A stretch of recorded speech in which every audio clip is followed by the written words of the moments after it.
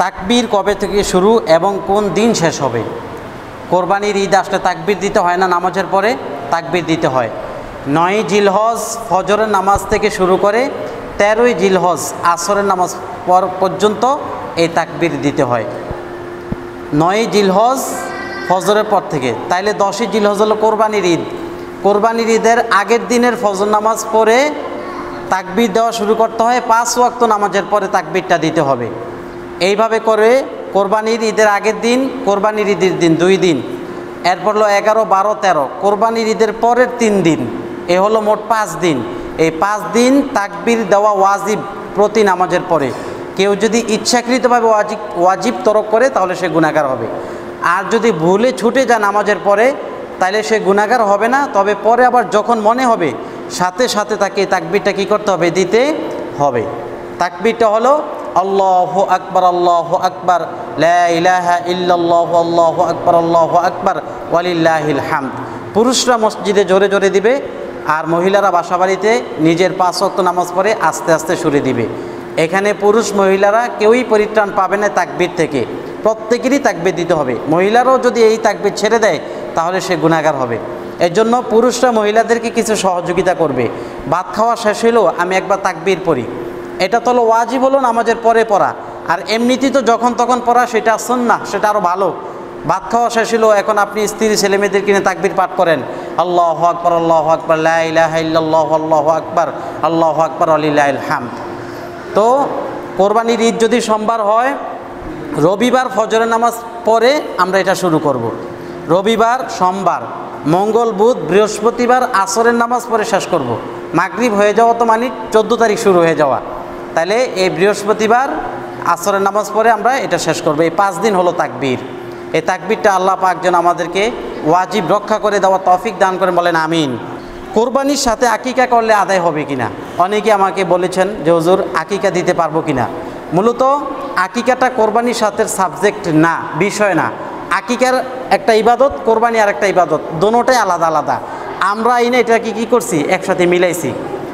আকিকাটা হলো সুন্নাত, সন্তান জন্মের 7ম দিনে আকিকা করা, বাচ্চার নাম রাখা, চুলগুলো ফালিয়ে দেওয়া, মেহমানদারি করা, এটা হলো সুন্নাত। 7ম দিনে যদি কেউ না পারে তাহলে 14তম দিনে, 14তম দিনে না পারলে 21তম দিনে, 21তম দিনে না পারলে এরপরে সে যেদিন করে কোনো সমস্যা নাই। এটা হলো সুন্নাত। ছেলের ক্ষেত্রে 2টি, মেয়ের ক্ষেত্রে 1টি ছাগল দিয়ে। কেউ যদি এই সুন্নাত যদি এটা তরক হয়ে যায় এরপরে সে যে কোনো দিন দিতে পারে, কোনো সমস্যা নেই। কিন্তু আপনি কি করলেন? সন্তান আজকে হইল, সন্তানের 7ম দিনে আকিকা করলেন না, আপনার সুন্নত হইল না, আকিকার মতো আকিকা হলো না। আপনি নিয়ত রাখছেন কোরবানির সাথে আকিকা দিবেন, কোরবানির সাথে আকিকা দিলে হয়ে যাবে, তবে সুন্নত আদায় হবে না। আমি বুঝাইতে পারছি? আকিকা দেওয়া 7ম দিনে, আমি 7ম দিনে দিতে পারলাম না, আমি 9ম দিনে দিলাম, সেটা আকিকা হবে, কিন্তু সুন্নাত যেটা, সহি পদ্ধতি যেটা, সহি তরিকা যেটা, সেটার মতো হবে না, নরমাল হবে, দুর্বল হবে। এর জন্য কেউ যদি কোরবানির সাথে আকিকা দেয় তার আকিকা হয়ে যাবে, তবে সুন্নাত মোতাবেক হবে না। সুন্নাত মোতাবেক হলো সন্তান জন্মের 7ম দিন তাকে আকিকা দিতে হবে। এখন আমার আকিকা দেওয়া হয়নি, ছেলের আকিকা দিতে পারি নাই, সেই ক্ষেত্রে যদি সে ইচ্ছা করে যে আমি সন্তান জন্মের 7ম দিনে যেহেতু দিতে পারি নাই, তাহলে কোরবানির সাথে দিব, তাহলে কোরবানির সাথে 2 শরিক হোক, 3 শরিক হোক, আকিকা দিতে পারবে, কোনো সমস্যা নেই।